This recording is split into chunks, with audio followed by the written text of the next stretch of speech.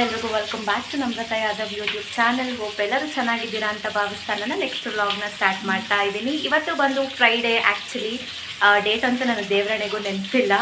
Almost ನಾನು ಇನ್ನೊಂದು 1 weak ಆದರೆ 2 ಮಂತ್ಸೇ ಆಗುತ್ತೆ ಕಂಪ್ಲೀಟಾಗಿ ವ್ಲಾಗ್ಸ್ನ ಮಾಡೋದಕ್ಕೆ ಆಗಿ ಅಥವಾ ಸ್ಟಾರ್ಟ್ ಮಾಡಿ ವ್ಲಾಗ್ಸ್ ಮಾಡೋದಕ್ಕೆ.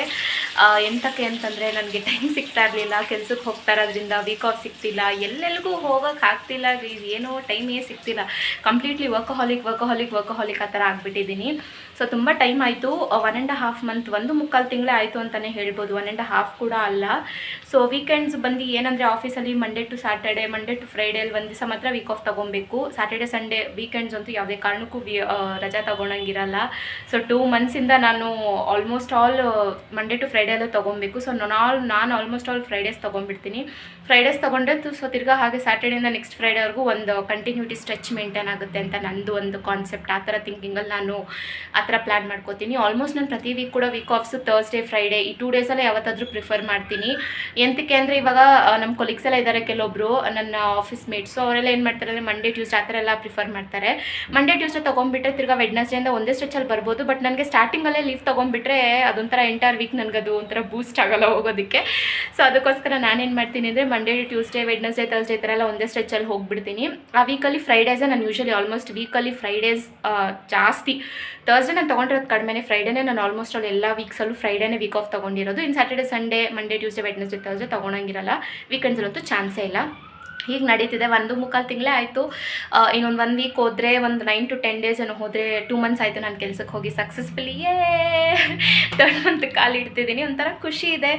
ಬಟ್ ದೆನ್ ತುಂಬ ಪ್ರೆಷರು, ಡೈಲಿ ಹ್ಯಾಂಡಲ್ ಮಾಡಬೇಕು, ಅದು ಮಾತಾಡಬೇಕು, ಸ್ಕ್ರಿಪ್ಟ್ಸ್ ಮಾತಾಡಬೇಕು, ChatGPTಲಿ ಅಪ್ಡೇಟ್ ಮಾಡಬೇಕು, ಹೋಗಿ ಹೋಸ್ಟ್ ಮಾಡಬೇಕು, ಸಿಸ್ಟಮಲ್ಲಿ ಬಂದು ಅಪ್ಡೇಟ್ ಮಾಡಬೇಕು, ಪ್ರತಿಯೊಂದು ಇರುತ್ತೆ. ಮ್ಯಾಮ್ಗೆ ಅಪ್ಡೇಟ್ ಮಾಡಬೇಕು, ಸರ್ಗೆ ಅಪ್ಡೇಟ್ ಮಾಡಬೇಕು, ಇಷ್ಟೊಂದೆಲ್ಲ ಟಾಸ್ಕ್ಸ್ ಇರುತ್ತೆ.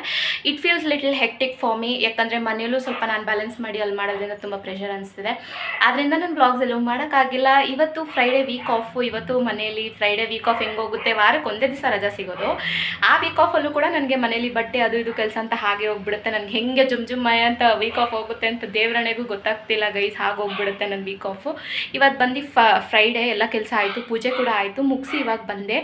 ಅದೇ ಸುಮ್ಮನೆ ಒಂದು ನಾನು ನಮ್ಮ ಮನೇಲಿ ಮಾಡ್ತಿದ್ದೆ ಹಣ್ಬೀನ್ ಸಾಂಬಾರು. ಸುಮ್ಮನೆ ಯಾಕೆ ಅದೇ ಒಂದು ವ್ಲಾಗ್ ಕ್ಯಾಪ್ಚರ್ ಮಾಡಿ ಹಾಕಬಾರ್ದು, ತುಂಬ ಟೈಮ್ ಆಯ್ತಲ್ಲ ಅಂತ ಒಂದು ಮೈಂಡ್ಸೆಟ್ಟಲ್ಲಿ ಈ ವ್ಲಾಗ್ನ ಮಾಡ್ತಿದ್ದೀನಿ.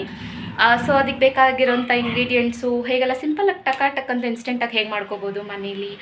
ಈಸಿ ಸಾಂಬಾರು, ಒಂಥರ ಲೈಕ್ ಒಂಥರ ಮಟನ್ ಸಾರು ಫೀಲ್ ಕೊಡುತ್ತೆ. ಸೊ ಅಂತ ಅದಕ್ಕೋಸ್ಕರ ಈ ವ್ಲಾಗ್ನ ಮಾಡ್ತಿದ್ದೀನಿ. ನೋಡ್ತಿರ್ಬೋದು ಇವಾಗ ಅದನ್ನೆಲ್ಲ ರೆಡಿ ಮಾಡ್ತಿದ್ದೀನಿ. ಮತ್ತು ಅದೆಲ್ಲ ಇಲ್ಲಿ ಮುಂದೆ ತೋರಿಸಿರ್ತೇನೆ ನಿಮಗೆ ಏನೇನೆಲ್ಲ ಆ್ಯಡ್ ಮಾಡ್ಕೋತೀನಿ, ಹೇಗೆಲ್ಲ ಮಾಡ್ತೀನಿ ಅಂತ. ಸೊ ನೋಡಿ ಕಂಪ್ಲೀಟ್ ವೀಡಿಯೋನ. ಶಾರ್ಟ್ ವೀಡಿಯೋ ಆಗಿರುತ್ತೆ, ತುಂಬ ಲಾಂಗ್ ವೀಡಿಯೋನೆಲ್ಲ. ಡೆಫಿನೆಟ್ಲಿ ನನಗೆ ಟೈಮ್ ಅಂತೂ ದೇವರಣೆಗೂ ಸಿಗ್ತಾ ಇಲ್ಲ, ಯಾರು ಬೈಕೊಂಬೇಡಿ. ಟೈಮ್ ಸಿಗ್ತಾ ಖಂಡಿತವಾಗ್ಲೂ ನನ್ನ ಕೈಲಿ ಎಷ್ಟಾಗುತ್ತೆ I will try to do vlogs. ನನಗೆ ಎಲ್ಲೂ ಟೈಮ್ ಸಿಗ್ತಾಯಿಲ್ಲ, ನನ್ನ ಮೇಲೆ ನಾನು ಕಾನ್ಸಂಟ್ರೇಟ್ ಮಾಡ್ಕೊಳೋಕ್ಕೆ ಆಗ್ತಿಲ್ಲ. No entertainment. I like entertainment, but entertainment is not liking me. Completely workaholic ಆಗಿಬಿಟ್ಟಿದ್ದೀನಿ ಇವಾಗ. ನೋಡೋಣ, 2 ಮಂತ್ಸ್ ಆಗಿ 3rd ಮಂತಿಗೆ ಹೋಗ್ತಿದೆ. ಅದೊಂಥರ ಸೆಲ್ಫ್ ಸ್ಯಾಟಿಸ್ಫ್ಯಾಕ್ಷನ್, ಖುಷಿ ಎಲ್ಲನೂ ಇದೆ. ನೋಡೋಣ, ಹೀಗೆ ಹೋಗ್ತಾ ಇರೋಣ ಸಕ್ಸಸ್ಫುಲಿ. ಇನ್ನೂ ತುಂಬ ತಿಂಗಳು, ಇನ್ನೂ ತುಂಬ ವರ್ಷ ಹೋಗಲಿ, ಹೀಗೆ ಖುಷಿಯಾಗಿ ವರ್ಕ್ ಮಾಡ್ಕೊಂಡು ಹೋಗೋಣ ಅಂತ ಅನಿಸ್ತಿದೆ. ನನಗೆ ಸ್ವಲ್ಪ 2 ಬ್ಯಾಲೆನ್ಸ್ ಮಾಡೋದ್ರಿಂದ ಹೆಕ್ಟಿಕ್ ಅನಿಸ್ತಿದೆ. ಸೊ ಇದಾಗಿರುತ್ತೆ ಇವತ್ತಿನ ವ್ಲಾಗ್. ನೋಡಿ ಎಂಟೈರ್ ಆಗಿ ಎಲ್ಲೂ ಸ್ಕಿಪ್ ಮಾಡಬೇಡಿ. ವ್ಲಾಗ್ನ ಎಂಡ್ ಮಾಡೋದಕ್ಕೆ ಮುಂಚೆ ರ್ಯಾಂಡಮ್ ಆಗಿ ಏನಾದರೂ ಒಂದು ಅಡುಗೆ ರೆಸಿಪಿ ಆ ಥರ ತೋರಿಸೋಣ ಅಂತ ಅನಿಸ್ತು. ಸೊ ಹಾಗಾಗಿ ಇವಾಗ ಅಷ್ಟೇ ಪೂಜೆ ಗೀಜೆ ಎಲ್ಲ ಆಯಿತು. ಫ್ರೈಡೇ ಇವತ್ತು ಆಗಲೇ ಹೇಳಿದಾಗೆ ಎಂಟೈರ್ ವ್ಲಾಗಲ್ಲಿ ಹೇಳಿದಾಗೆ ಇವಾಗ ಒಂದು 5:30 ಏನೋ ಇರಬೇಕು ಅಪ್ರಾಕ್ಸಿಮೇಟ್ಲಿ, ಟೈಮು ಗೊತ್ತಿಲ್ಲ ನನಗೆ. ಬಟ್ ನಾನೊಂದು ಸಿಂಪಲಾಗಿ ಒಂದು ಅಡುಗೆ ಮಾಡ್ತಿದ್ದೀನಿ. ಅಡುಗೆ ಅಂದರೆ ದಿವಸ ಎಲ್ಲರೂ ಮನೇಲೇ ಮಾಡೋವಂಥದ್ದು. ಸುಮ್ಮನೆ ಹಾಗೆ ಖಾಲಿಯಾಗಿ ವ್ಲಾಗ್ ಎಂಡ್ ಮಾಡೋದು ಬೇಡ, ಯಾವುದಾದ್ರೂ ಒಂದು ಕುಕಿಂಗ್ ವ್ಲಾಗ್ ಒಟ್ಟಿಗೆ ಎಂಡ್ ಮಾಡೋಣ ಅಂದ್ಬಿಟ್ಟು ಟಕ್ ಅಂದ್ಬಿಟ್ಟು ಎಲ್ಲ ಬೇಗ ರೆಡಿ ಮಾಡ್ಕೊಂಡಿದ್ದೀನಿ. ಸೊ ಮಾಡೋಕ್ಕೆ ಮುಂಚೆ ಸುಮ್ಮನೆ ಹಾಗೆ ಖಾಲಿ ವ್ಲಾಗನ್ನು ಮಾಡೋದು ಬೇಡ, ಬರೀ ಕಾನ್ವರ್ಸೇಷನಲ್ಲಿ let this also be added to that vlog ಅಂತ ಒಂದು ತಲೆಯಲ್ಲಿ ಒಂದು ಥಾಟ್ ಇಟ್ಕೊಂಡು ಇದನ್ನು ತೋರಿಸ್ತಿದ್ದೀನಿ. ಸೊ ಸಿಂಪಲಾಗಿ ಈಸಿಯಾಗಿ ಇನ್ಸ್ಟೆಂಟಾಗಿ ಟಕ್ ಅಂತ ಒಂದು ಸಾಂಬಾರು ರೆಸಿಪಿನ ತೋರಿಸ್ಕೊಡ್ತಾ ಇದ್ದೀನಿ. ನೀವು ನಿಮ್ಮ ಮನೇಲಿ ಮಾಡಿ ಗೊತ್ತಿದ್ರೆ ನನಗೂ ಶೇರ್ ಮಾಡಿ ಅದರ ಟಿಪ್ಸ್ನ ಅಂತ ಹೇಳ್ತಾ, ಇವತ್ತು ನಾನು ನಮ್ಮ ಮನೇಲಿ ಮಾಡ್ತಿರೋ ಸಾಂಬಾರು ಬಂದುಬಿಟ್ಟು ಹಣ್ಬೀನ್ಸ್ ಸಾಂಬಾರು ಅಂದ್ಬಿಟ್ಟು. ಅದು ಹೇಗಿರುತ್ತೆ ಅಂದರೆ ಯೂಶ್ವಲಿ ನೋಡಿ ಈ ಥರ ಇರುತ್ತೆ ಹಣ್ಬೀನ್ಸ್ ಸಾಂಬಾರು. ಕಾಣಿಸ್ತಿದೆಯಾ ಗೊತ್ತಿಲ್ಲ ನನಗೆ. ಈ ಥರ ಇರುತ್ತೆ ಹಣ್ಬೀನ್ಸ್ ಸಾಂಬಾರು ಬಂದುಬಿಟ್ಟು. ಇದನ್ನು ಹಣ್ಬೀನ್ಸು, ಡಬಲ್ ಬೀನ್ಸು ಏನಂತಾರೆ ನಿಮ್ಮ ಕಡೆ ಎಲ್ಲ ಗೊತ್ತಿಲ್ಲ, ನಮ್ಮ ಕಡೆ ಹಣ್ಬೀನ್ಸ್ ಅಂತಾರೆ. ಸೊ ಇದ್ರದ್ದು ಸಾಂಬಾರು ಮಾಡೋದಕ್ಕೆ ಇದು ಮತ್ತು ಆಲೂಗಡ್ಡೆ ಹಾಕ್ಕೊಂಡಿದ್ದೀನಿ. ಆಲೂಗಡ್ಡೆ ನೀನು ಚಾಪ್ ಮಾಡಿಟ್ಕೊಂಡಿಲ್ಲ, ಚಾಪ್ ಮಾಡ್ಕೋಬೇಕು. ಇದ್ರ ಜೊತೆ ಬೇಕಾದರೆ ನೀವೇನಾದರೂ ರ್ಯಾಡಿಶ್ ಅದು ಇದು ಬೇಕಾದರೂ ಆ್ಯಡ್ ಮಾಡ್ಕೊಬೋದು. ಈ ಸಾಂಬಾರು ಮಾಡೋದಕ್ಕೆ ಏನೆಲ್ಲ ಬೇಕು, ಮಸಾಲೆ ಐಟಮ್ಸ್ ಏನೆಲ್ಲ ರೆಡಿ ಮಾಡ್ಕೋಬೇಕು ಅಂದರೆ ಚಕ ಅಂತ ನೋಡಿ ಇಲ್ಲೇ ರೆಡಿ ಮಾಡಿ ಇಟ್ಕೊಬಿಟ್ಟಿದ್ದೀನಿ. ಏನಂತ ಅಂದರೆ ಆನಿಯನ್ ಈರುಳ್ಳಿ ಬೇಕು. ಲೈಕ್ ನಿಮಗೆ ತೋರಿಸಿದ್ರೆ ಗೊತ್ತಾಗುತ್ತೆ ಅಂತ ಗೊತ್ತಿಲ್ಲ. ನೋಡಿ ಇಲ್ಲೇ ರೆಡಿ ಮಾಡಿ ಇಟ್ಕೊಂಡ್ಬಿಟ್ಟಿದ್ದೀನಿ ಅಂತ ರೆಡಿ ಮಾಡಿ ಇಟ್ಕೊಬಿಟ್ಟಿದ್ದೀನಿ. ಸೊ ಫಸ್ಟು ಈ ಆನಿಯನ್ ಎಷ್ಟು ತೊಗೊಂಡಿದ್ದೀನಿ ಆನಿಯನ್ ಅಂದರೆ ಒಂದು ದಪ್ಪ ಈರುಳ್ಳಿ ಒಂದು ತೊಗೊಂಡಿದ್ದೀನಿ, ಒಂದು ಚಿಕ್ಕ ಈರುಳ್ಳಿ ಒಂದು ತೊಗೊಂಡಿದ್ದೀನಿ, ಆನಿಯನ್ ಸ್ಲೈಸ್ ಮಾಡಿ ಇಟ್ಕೊಂಡಿದ್ದೀನಿ, ಒಂದೇ ಒಂದು ಟೊಮ್ಯಾಟೊ ಪೀಸಸಲ್ಲಿ ಕಟ್ ಮಾಡಿ ಇಟ್ಕೊಂಡಿದ್ದೀನಿ, ಮತ್ತು ಸ್ವಲ್ಪ ಬೆಳ್ಳುಳ್ಳಿ ತೊಗೊಂಡಿದ್ದೀನಿ. ಒಂದು ಬೆಳ್ಳುಳ್ಳಿ ಲೈಟಾಗಿ ಸಿಪ್ಪೆ ತಗೊಳ್ಳಿ, ಫುಲ್ ತೊಗೊಬೇಕು ಅಂತ ಏನಿಲ್ಲ.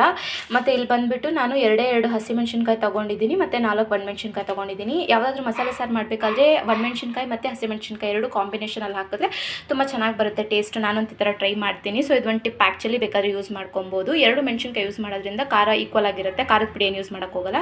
ಅದ್ರ ಜೊತೆ ಇಲ್ಲಿ ನಾನು ತೊಗೊಂಡಿದ್ದೀನಿ ಬಂದುಬಿಟ್ಟು ಗಸಗಸೆ ಪೌಡರು, ಕಾಳು ಮೆಣಸು, ಇದು ಬ್ಲ್ಯಾಕ್ ಪೆಪ್ಪರ್ ಅಂತಾರಲ್ಲ ಅದು, ಮತ್ತು ಚಕ್ಕೆ ಲವಂಗ ಆ್ಯಡ್ ಮಾಡ್ಕೊಬೇಕು. ಇದ್ರ ಜೊತೆಗೆ ಮತ್ತೆ ಇನ್ನೇನು ಆ್ಯಡ್ ಮಾಡ್ಕೊಬೇಕಂದ್ರೆ ಇದು ಚಕ್ಕೆ ಲವಂಗ ಮತ್ತು ಶುಂಠಿ ಒಂದು ಪೀಸ್ ತೊಗೊಬೇಕು ಇದ್ರ ಜೊತೆಗೆ.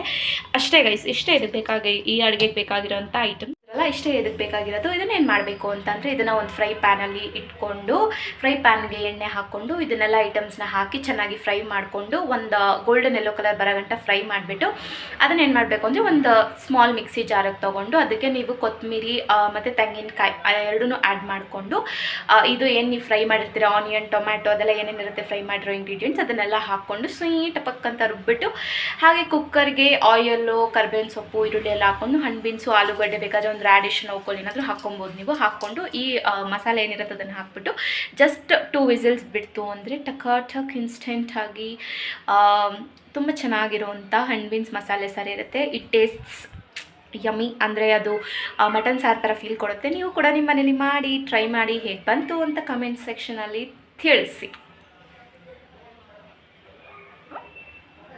ಇದಾಗಿತ್ತು ಇವತ್ತಿನ ವ್ಲಾಗ್, ಅಂದರೆ ಕುಕ್ಕಿಂಗ್ ವ್ಲಾಗ್, ಅಂದರೆ ಹ್ಯಾಂಡ್ ಬೀನ್ ಸಾಂಬಾರು ಆಗಿತ್ತು. ಇದಿಷ್ಟೇ ಗೈಸ್, ಈ ಥರ ಮಾಡಿ. ಈ ವ್ಲಾಗ್ ನಿಮ್ಗೆ ಇಷ್ಟ ಆಗಿದ್ದಲ್ಲಿ ನಿಮ್ಮೆಲ್ಲರಿಗೂ ಏನು ಮಾಡಬೇಕು ಅಂತ ಗೊತ್ತೇ ಇದೆ. ಈ ವ್ಲಾಗ್ ಇಷ್ಟ ಆಗಿದ್ದಲ್ಲಿ ನೀವು ಲೈಕ್ ಮಾಡಿ, ಶೇರ್ ಮಾಡಿ, ಕಮೆಂಟ್ ಮಾಡಿ ಹಾಗೂ ಸಬ್ಸ್ಕ್ರೈಬ್ ಮಾಡ್ಕೊಳ್ಳಿ ನನ್ನ ಯೂಟ್ಯೂಬ್ ಚಾನಲ್ಗೆ. ನೆಕ್ಸ್ಟ್ ಇದೇ ಥರ ಬ್ಯೂಟಿಫುಲ್ ಆಗಿ ಕ್ರಿಯೇಟಿವ್ ಆಗೋಂಥ ವೀಡಿಯೋಸ್ನ ತಗೊಂಡು ನಿಮ್ಮ ಮುಂದೆ ಬರ್ತೀನಿ. Until then take care, keep smiling and spread happiness to all the people around you. Thank you so much.